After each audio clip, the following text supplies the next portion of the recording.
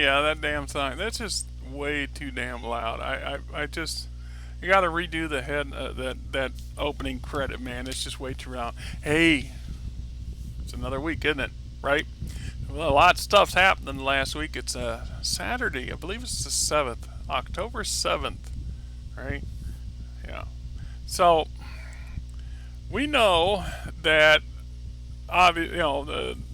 Kevin McCarthy got voted out of office, and we knew that was going to happen. We knew that when you give away, we just go again. I don't even know where to begin on that. It just drives me nuts. So I'm going to start with the two potential guys that they're running to be the next Speaker of the House, and the worst of the pair. They're both pretty bad, but the worst of the pair is Jim Jordan, this ass clown here. I didn't really know much about Jim Jordan until the last couple of years. Just how much of a douche this character is. This guy is a bad parody, and once again, the more we hear about it, the worse it is.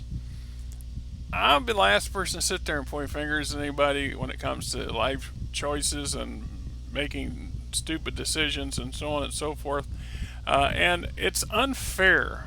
I think it's really unfair for a lot of political yahoos today and political leaning into organizations today as well to take pot shots at somebody that's had something terrible going down in their past where they themselves were not directly involved in it.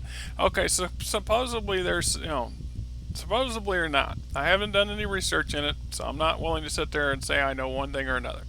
Some sexual deviant crap went down at the university this fine fellow was the head coach at, and in the process, or the wrestling coach, I believe. Why is it the wrestling coaches have the ones that have the most likely to have weird shit?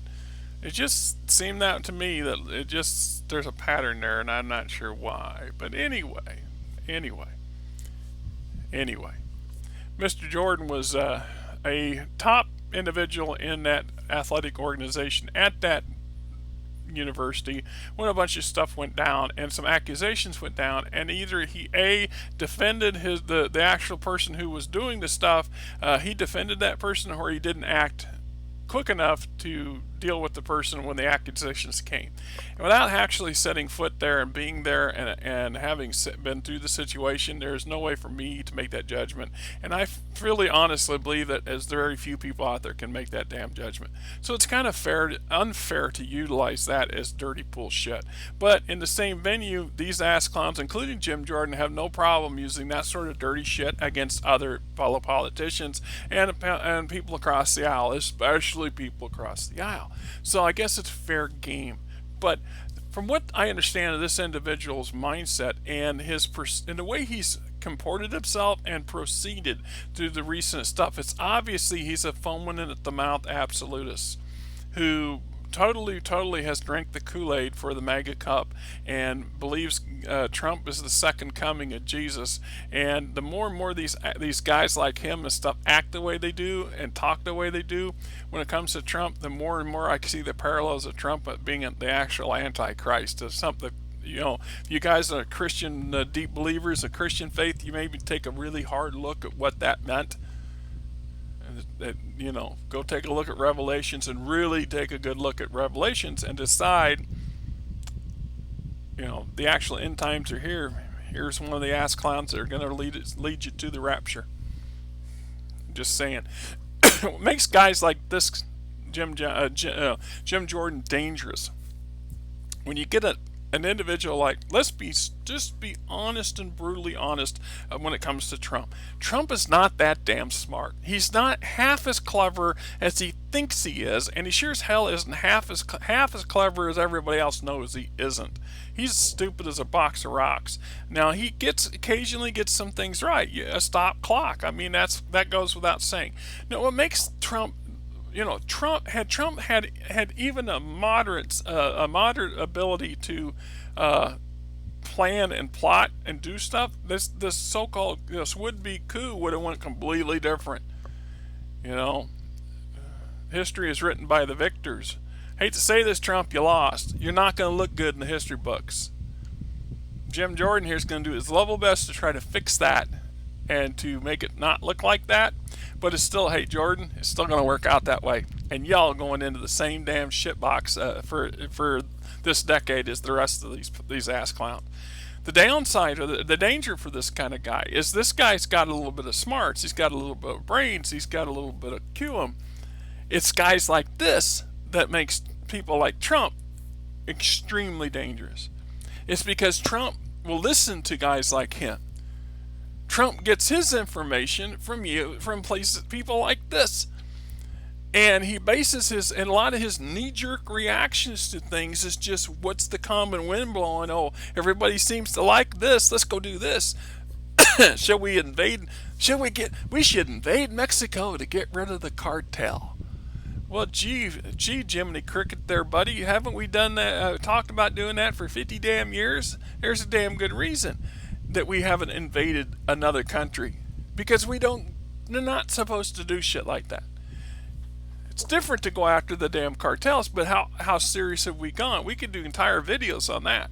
But at the end of the day, though, it's enablers like this.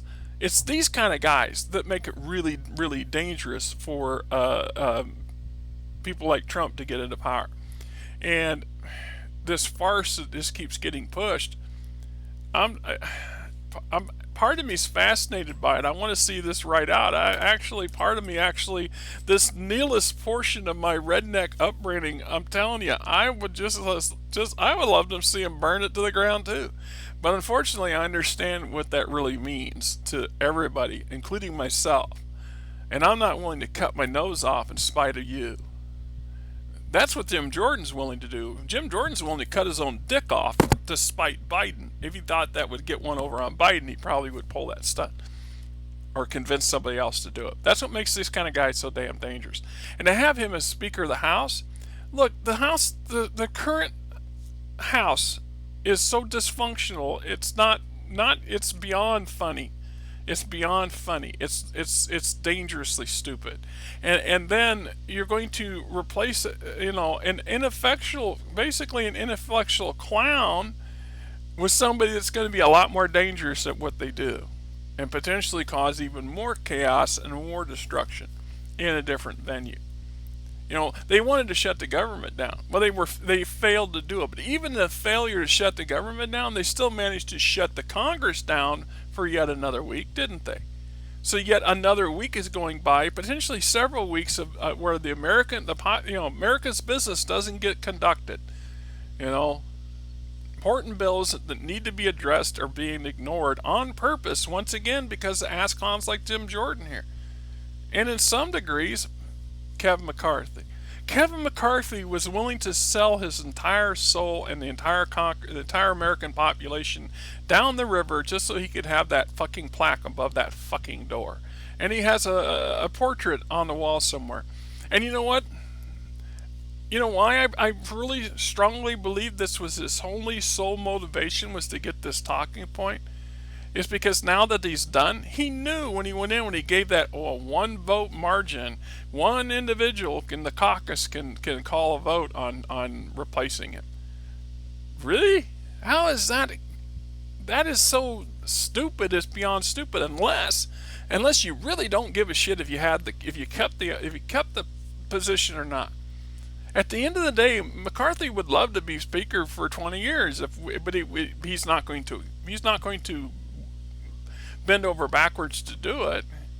I mean, he painted himself into a corner on purpose so he could get the speakership, so he could get the plaque, he gets the portrait, he gets the little footnote in the history books that he was not just in Congress, which is nothing to be, that's not something to shrug at.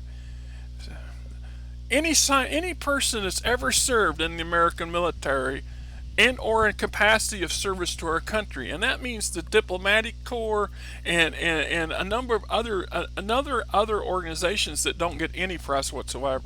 And as for the military, the Coast Guard gets left out a lot, and I got some relatives in the Coast Guard, so I understand just how important and how wide a range of role that they pursue. And then we're talking, all kinds of other agencies and stuff that get a lot of negative press, but and very little positive press into just how important they are in the continuations and functions of the society that we have established for 250 years, even though it's on the brink of a very bad abyss. And these ass clowns here are pushing us toward that, closer and closer to that damn edge. They're literally dancing with the country on the edge of a damn abyss. And the question is, what's at the bottom of this abyss? Because it's not the same for everything. Everything's different. So we can have an economic abyss, and we can have a social abyss. We can have a crisis of a proportion that destroys the country as we know it. And we haven't. That's why I said, and part of me is fascinated by it. I kind of want to. We're going to write it out. We're going to write it out. We're all going to participate in this whatever and see how it comes out on the other end. I hope a lot of what I hear is true, and we're at the end of one cycle, and a new cycle is about to begin. We just have to get through that transition stage and pray that it doesn't kill half the population of the planet or more in the process. Pray that we as a country, as a natural democracy, survives this and improves. That's what we need to do. So many things have gone backslided and backhill. I keep hearing about Biden and all them going on. The economics great. They just put out new numbers. Our unemployment's still really low. Oh, the interest rate guys want to wreck the interest rate even more. What little money I had extra last year, I know where it all went. It went to all these fucking interest rates on my mortgage, my loans, and all this other shit. Not to mention, every utility I've had have raised themselves 10, 15% over the past 2 years. So, all that's got raises but me. I mean, if I insisted on a damn raise, my boss would give me one, but they're struggling to keep the doors open too. And then I also have a caveat, so I can only make a certain amount of money, and then it starts screwing with my health care. Because I don't have good health insurance. I've got that so-called Obamacare, and I have one that's the deductible is $7,500. I might also not have it at all. So my diabetes and my blood pressure meds and all that stuff, I can't afford to pay that stuff outright. So I have a community. The community in the local county that I live in has a community program that helps with that sort of stuff. So what the insurance doesn't cover, they cover if you qualify. But you have to make your household has to make under a certain window, and you have to live in the county, and you got to know it exists. They don't go around telling people about these programs. Makes me wonder how many programs out there exist that our government's established for us that we don't take advantage of because we don't know that they exist. B, there's so much bullshit out there trying to sell you crap and pretending to be something to be a government program that they're not, that you have to question, how can they get $600 a month? What is that? How does that $6,000 a year? How does that? Oh no, they want you to buy something that will maybe get you some shit from the government because but I don't even. It's so bad that I don't even look into stuff like that anymore. So who knows what we're missing out on because it's so much bullshit to try to cover. So like I said, this ass clown basically agreed to anything and everything they wanted, and he was tenacious enough to go 15 fucking rounds and set a record. So he set a record for how many tries it took him in a row to get that vote, and he was going to have 15 or 1,500. McCarthy was never going to stop having that vote until he got the job. He was going to wear these people down. That's his MO. I've noticed that over his career. If you watch what he does, he's a little tenacious prick, and he just keeps fucking with you, and he's smiling the whole time, but eventually he wears you down to the point where you, out of exasperation of nothing else, you give in to him, or at least meet him a little bit. So in a way, he is a negotiating politician, willing to negotiate with both sides to get what he needs, which he proved at the point. At the very 11th, the last second of the 11th hour, McCarthy realized this government was going to shut down unless he did something. And if he did something, he's going to cost him his job. And if he didn't do anything and the government and it shut down, it was going to cost him his job. So at the end of the day, he was going to lose the speakership. And he knew this. He knew this several days before the motion was even filed. He knew this when he took the job. He just was hoping that people else would forget, or that he was able to manipulate and be tenacious enough to keep poking away and keep the job. So what happened? It didn't work out that way. So he lost the damn job, right? Okay. Now he has no interest whatsoever of running for speakership again. So, two things, in my opinion. A, Kevin woke up and realized that he got what he wanted. He got the position. He's got the plaque. He was for almost 10 months, not even a year. So he's the shortest Speaker of the House on record, at least in my understanding. And he's got his portrait in some dusty ass hallway somewhere in the Capitol buildings for eternity. So he's got his legacy and his claim to fame. He's got it all. So he can now just sit back and just be a regular Congress member and not worry about it. Let them do what they're going to do and just sit back and cruise. And I suspect that's what he's going to do. The other one would have been where he's sitting there and he's not going to fight it at all, because he realizes that the entire function of the current setup, that the current majority of Republicans are not in sync with a handful of diehard radicals. Now, when we talk about some of these radicals and stuff, I tend to want to keep in mind a little bit of what some of these guys are saying and doing too. But in the same venue, I want to point out that stuff like what Matt Gaetz is saying isn't wrong. Matt Gaetz is actually being honest and truthful in the aspect that, look, we can't function as a government like this. This never-ending resolution, these never-ending short-term bullshit, this never-ending, they're not doing the job they're supposed to do.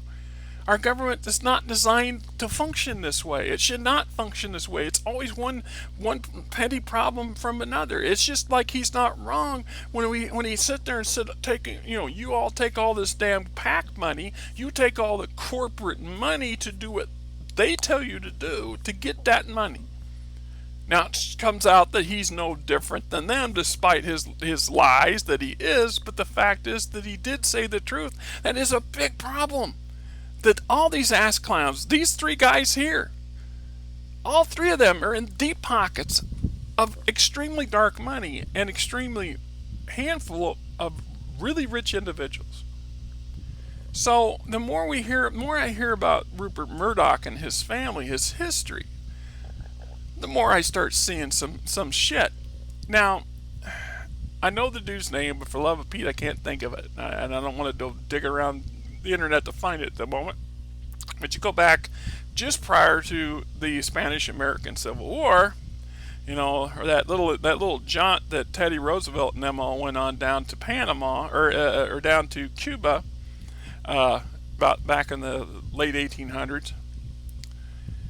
There was this newspaper editor, this owner of a newspaper. He actually was very well off. Had a lot of newspapers, and he had a lot of influence in the country. And that was their version of CNN and CBS and Fox News. Everything all rolled up was in the newspapers.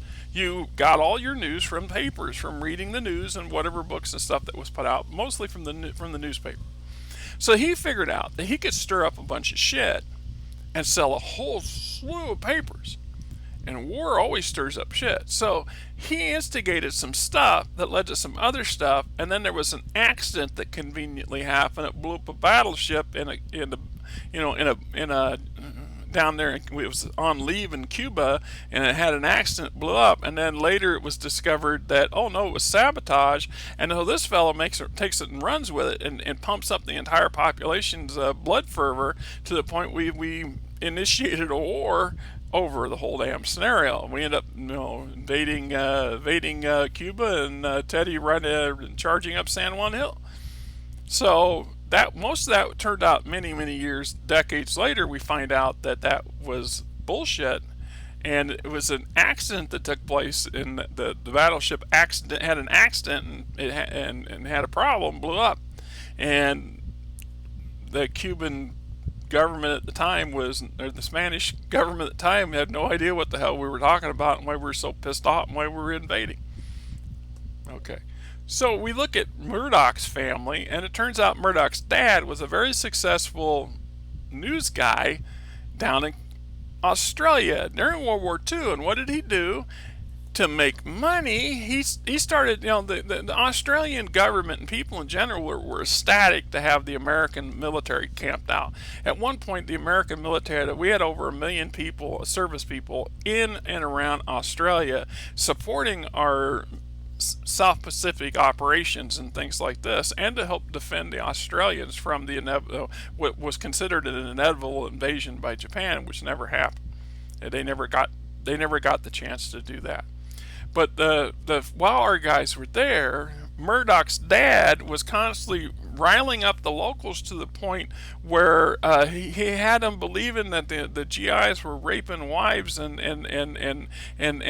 stealing wives and raping girls, and so the roving groups of Australian men started taking to the streets, and if they happened to run across any lone GI, especially one who was with a local lady on the arm, they beat the bejesus out of them on a regular basis. A couple of them died. And I don't know that Mr. Murdoch's dad ever got held accountable for any of it. So how was that advantageous to Australia and the Australian people during the height of the World War II, to have the local news guys trying to start encouraging fights between the Australians and the visiting Americans, just so he could sell papers?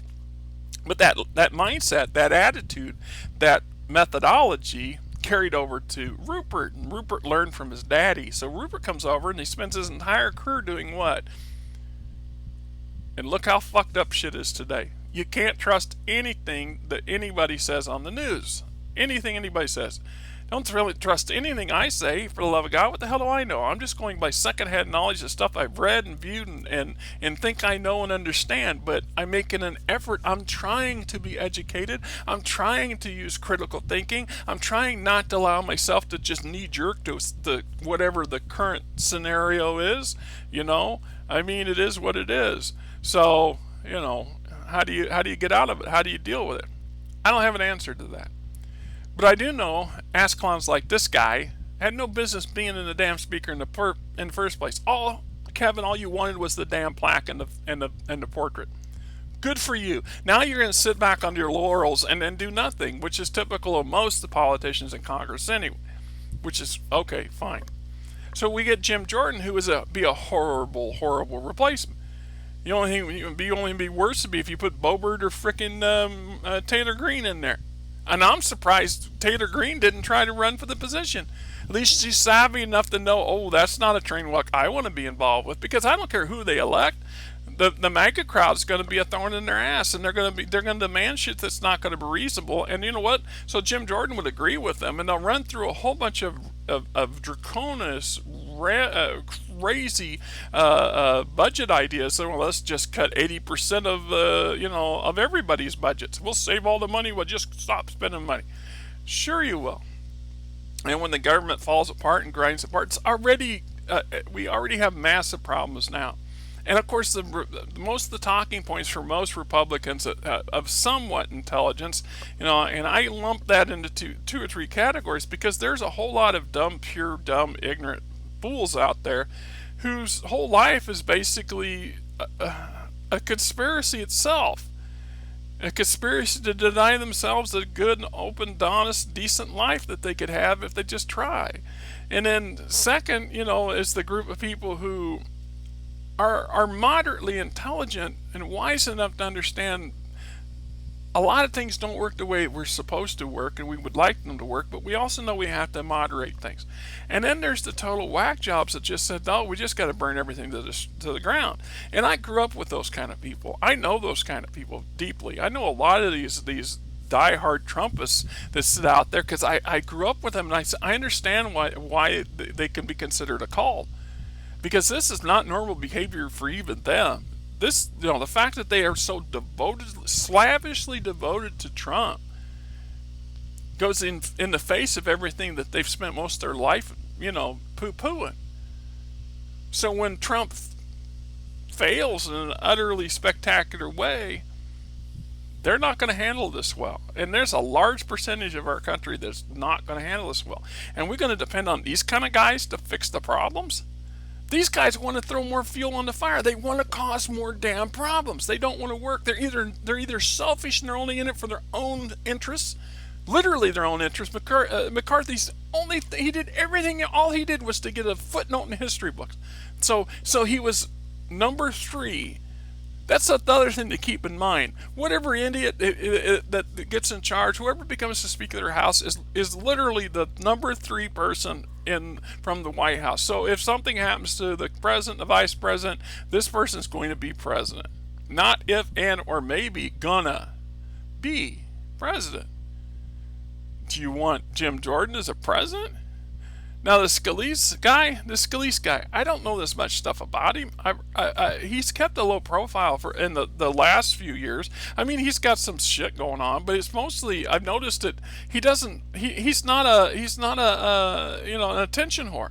He's not doing everything to try to get 2 seconds on Fox News, unlike Gates and Boebert and Taylor Gaines. Everything they do is piss poorly calculated to somehow give them public airway time. Just saying. So at the end of the day, none of these people are going to function well. And regardless who they elect currently, until we have another election and we can change the position of the House itself, make these people irrelevant, I don't see any significant work getting done. And whatever they do pass through, these guys are going to ram through a bunch of individual spending bills that, for the lion's share, are not going to be approved by the Senate. And even if they were, Biden's going to shoot them down. You can't eliminate 80% of a damn budget for an agency or for an entitlement program, no matter who the fuck you think you are and what you think you want. Because it functions terribly, and you're risking collapsing the entire thing you're trying to fix. If that's your brain idea, see the real danger here is that mindset that these actual individuals, because they're fascist leaning individuals, whether they accept the fact that they don't like being called fascist. Well, I'm not a fascist. Well, then why do you act like one? By every measure of what it is, you fit the bill, dude. When you fit the bill, then you are what that is. You can cry about the title all you fucking want. If you don't want to be called a fascist, then don't act like a damn fascist. When it's blatantly out there and blatantly obvious, it's not hard to make, the average Joe American can go, really? You sure act like a fascist. Everything I know about fascism, you's a Nazi. Yeah. And I keep telling you, America, these people get in charge. It's not the Jewish population that's going to be on the block. And it ain't going to be the white Caucasians that are going to be on the block. Because that's not how this works. History proves that over and over again. Over and over again. It's not how it works. So, all y'all voting for these Republicans, specifically these MAGA types, these burn the house down, burn the country down types, they're going to burn you down too. They're going to burn you down too. Hope y'all have a good weekend.